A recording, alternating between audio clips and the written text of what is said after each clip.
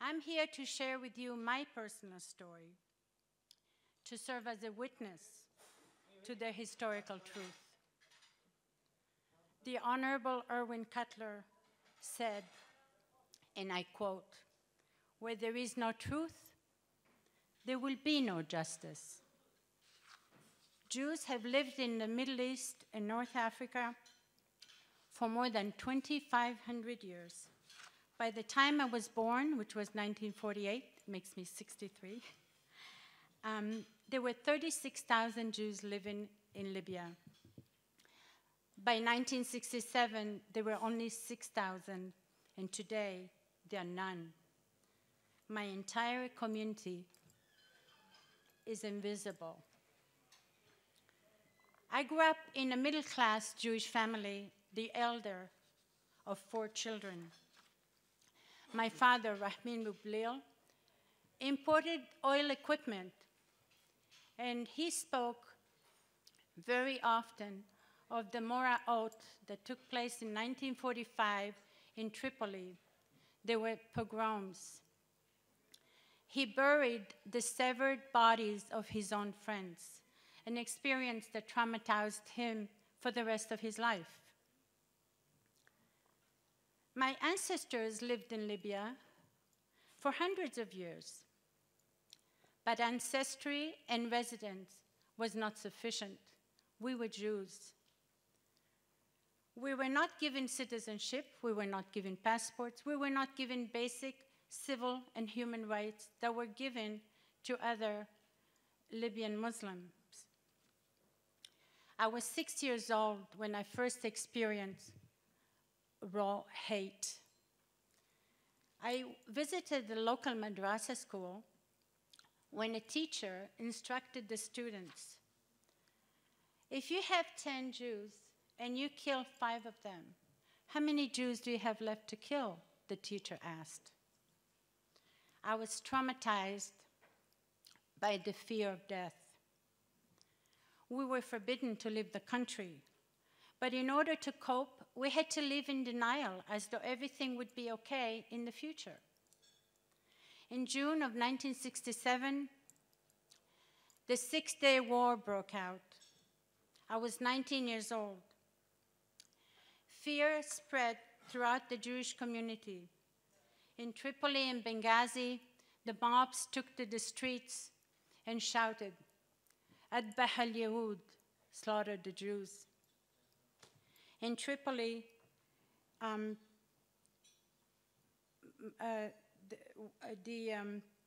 the mob armed themselves with bottles of gasoline and surrounded many homes and businesses and burnt them. Many people were killed. Many Jews were killed.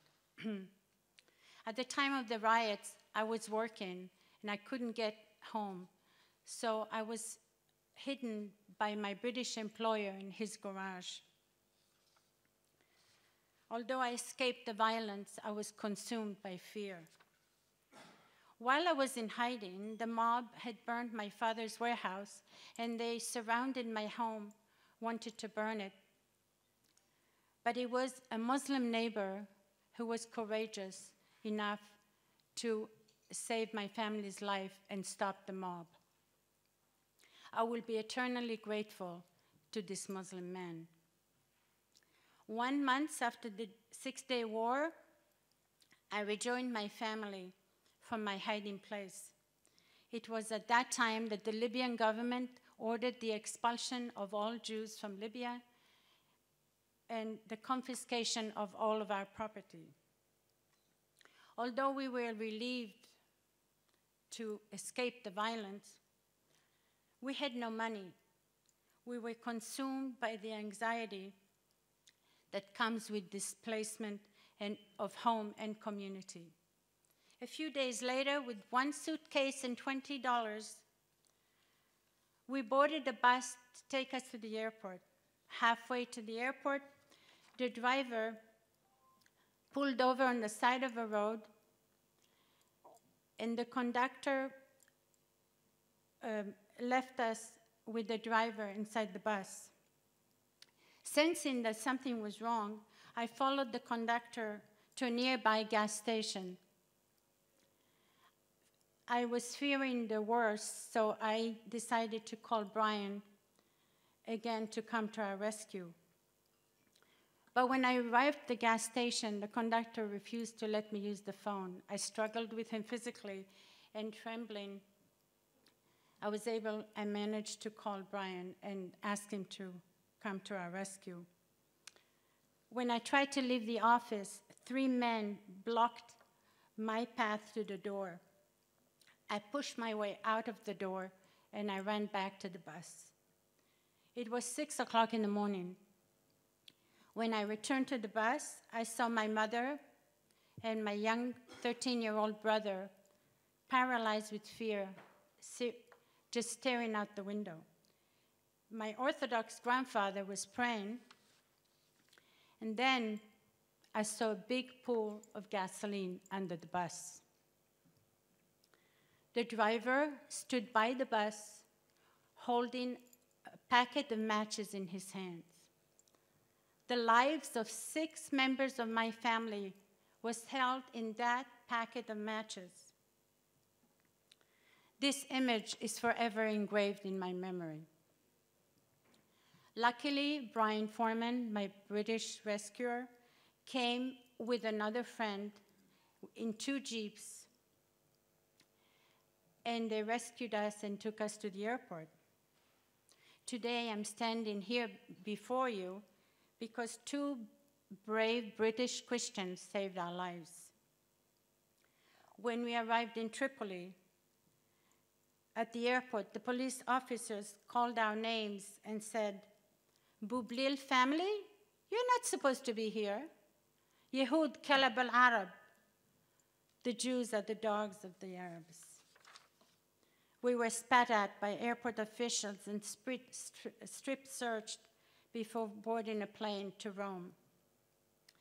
In Rome, our lives as refugees were very difficult. We were penniless. My sister and I actually took turns sleeping inside the bathtub because there was no place to sleep on the ground. Despite the suffering and humiliation, we chose not to see ourselves as victims. We did not seek revenge. Most of my family went to Israel. I went to the United States.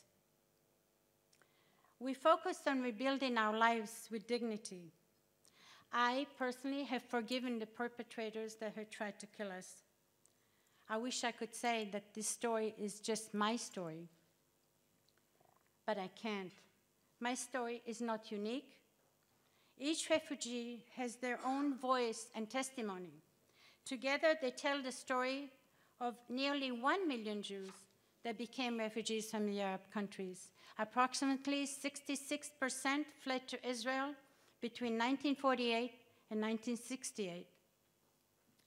With little resources, Israel became the largest and most successful refugee camp in the Middle East because it integrated us, because it gave us dignity, because it gave us hope, but not without difficulties. The international communities was indifferent to our historical injustice. We felt abandoned by the United Nations and the rest of the Western world. To deny the existence of the Jewish refugees is to repudiate our existence. To deny the existence of the Jewish refugees is to extinguish our witnessing. How can we be honest about Middle Eastern history without an accurate understanding of all the refugees? Understanding the Jewish experience in Arab countries is crucial to understanding the contemporary Middle East, but sadly, this is a subject which has been greatly neglected, not only by the international community, but by Israel as well, until now, hopefully. Today, I'm here to challenge you to tell the story of the forgotten refugees. Only the acknowledgement of a historical truth will lead to reconciliation. Where there is no truth, there is no justice. The Libyan government took away my home. They took away our assets. They destroyed our community.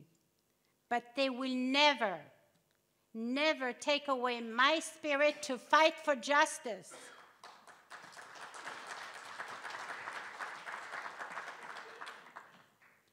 They will never take away the rich legacy of my ancestry.